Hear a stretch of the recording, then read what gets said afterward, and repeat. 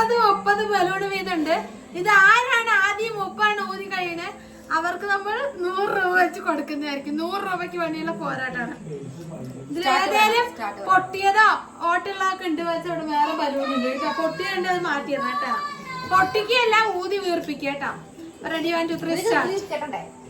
ആ